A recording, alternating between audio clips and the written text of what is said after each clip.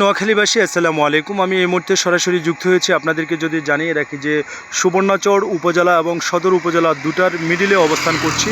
আসলে এই সাইড যেটি দেখছেন এটি হচ্ছে সুবর্ণচর উপজেলা, আর এই পাশটি যদি একটু দেখিয়ে রাখি আপনাদেরকে, সেটি হচ্ছে নোয়াখালী সদর উপজেলা।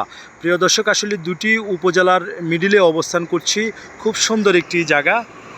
এই মুহূর্তে দেশ এবং প্রবাস থেকে যেখান থেকে সবুজ টিভি চ্যানেলের সাথে যুক্ত রয়েছেন, সরাসরি সবুজ টিভি চ্যানেলের ক্যামেরার ফ্রেমে আপনাদেরকে দেখানোর চেষ্টা করছি। এই যে সুবর্ণচর উপজেলার যে 2 লাইন সড়কটি রয়েছে, আসলে এই সড়কটি একেবারে হারিচ চৌধুরী বা আটকপালিয়া বাজার হয়ে প্রিয় দর্শক একেবারে চেয়ারম্যান ঘাটের দিকে গিয়েছে। আর এই সুবর্ণচর থেকে প্রিয় দর্শক উপজেলার থেকে শুরু করে একেবারে এই সড়ক যেটি দেখছেন, এটি কিন্তু নোয়াখালী সোনাপুর হয়ে মাইজদি, চৌমনি, ঢাকা, চট্টগ্রাম, বাংলাদেশের বিভিন্ন জেলায় গিয়েছে। প্রিয় দর্শক, তো এই ছিল আমার কাছে নোয়াখালী সুবর্ণচর উপজেলা এবং সদর উপজেলার বর্ডার থেকে আপডেট খবর।